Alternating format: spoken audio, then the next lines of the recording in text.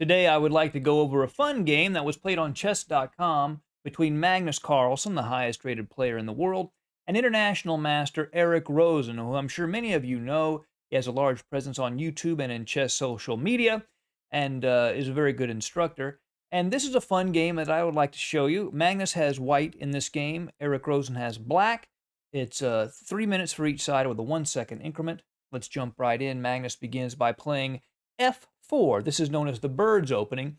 Essentially, white is trying to play a Dutch defense in reverse. I have some fond memories with this opening myself. It used to be an opening I played on a regular basis.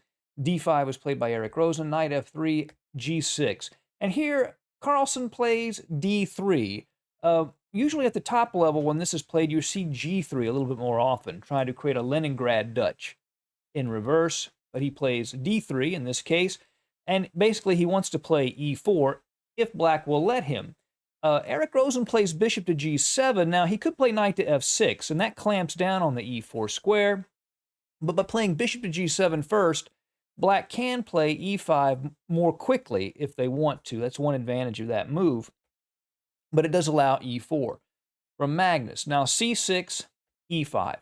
Now, if we look at this structure, this is similar to the Gurganidze system, which is essentially a combination of a modern with G6 and a Caro-Kann. And essentially, black wants to play on these light squares. The F5 square is of particular importance for black. He would love to plant a knight on that square permanently if he can.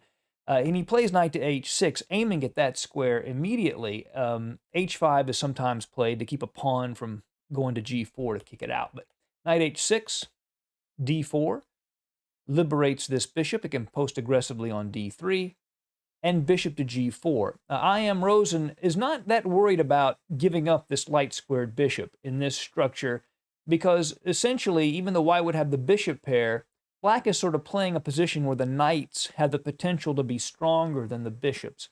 So usually, black is happy to exchange off that bishop and not trap it behind the pawn structure, which is going to be all on light squares. H3 kicks the bishop, bishop takes knight, queen takes knight, and knight to F5. And believe it or not, this knight aiming at D4, this is a novelty in this position. But the position itself is not that unique, even though this exact position is new. The basic themes are the same. Black would normally like to play H5 to keep white from playing G4, but in this case, that would not work. It's too little too late. The first thing, of course, is C3. Magnus defends the D4 pawn. And now E6. And we see if he does play H5, Magnus could just go ahead and play G4 here because this queen defends the rook on H1 if pawns were to be exchanged. After knight H4, queen F2, E6, white is much better in this position with this knight sort of in trouble on H4.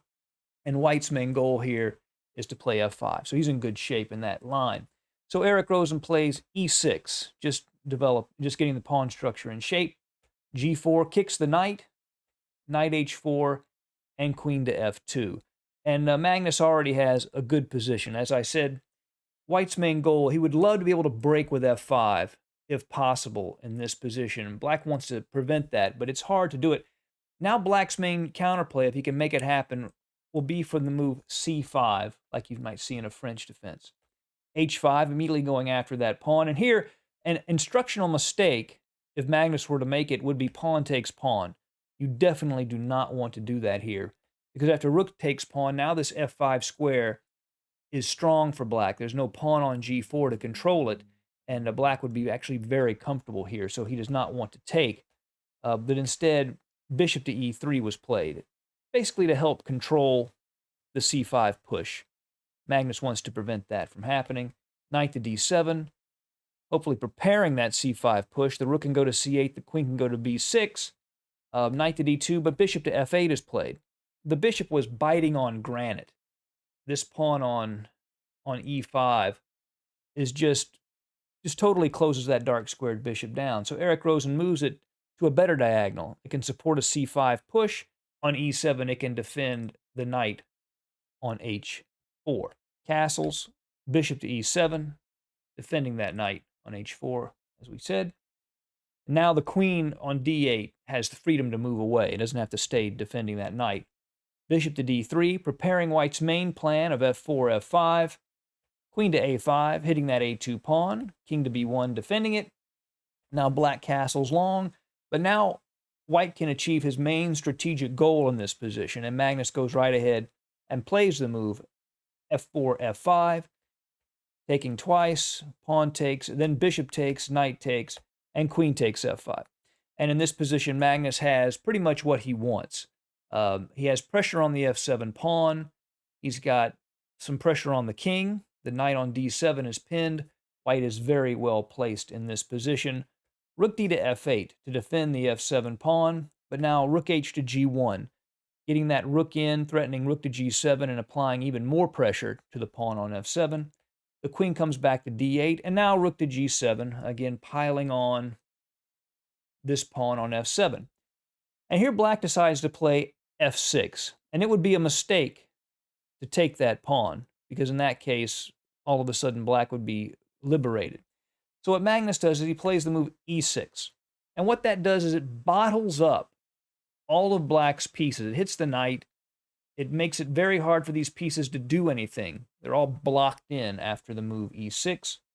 Knight to b6 and bishop to f4, also a strong move, keeping the king from going anywhere, keeping it completely stuck on that c8 square. And he cannot challenge that bishop with bishop to d6, because then e7 discovered check would instantly win the game. So bishop f4, very strong. Rook f to g8 to challenge that rook on g7. Rook to f7. Now rook to g2. And here Magnus plays h4, but computers show an even faster win. Rook takes f6. And after bishop f6, e7 check. Queen interposes. Queen takes bishop, and you can see the queen is attacking the rook on h8. And after rook e8, queen to e5, threatening mate on b8. And while black can get out of the mate, the position is completely collapsed and losing. Magnus plays h4, knight to c4, hitting that knight twice, but knight takes knight, pawn takes, and now d5, trying to open up lines of attack directly at the queen and through the center of the board. Queen to b6. Now here, Eric Rosen is threatening mate in 1 on b2. So Magnus plays the bishop back to c1 to cover that square, but here Eric Rosen plays one more move. Bishop to a3. Now there are 3 pieces attacking the b2 square. So how does Magnus deal with this position? First of all, he plays rook to f8 check. A strange move, considering the rook or the bishop can capture that rook. Rook f8 check, e7. He was clearing out the e7 square. That was the key idea. King to b8, bishop to f4 check, king to a8. And can you see the mating process? That's right. Pawn takes rook, promote to a queen with check. And when bishop takes queen, queen to c8 mate. I hope you enjoyed this fun game between Magnus Carlsen and Eric Rosen. See you again soon at Chess Talk. Goodbye.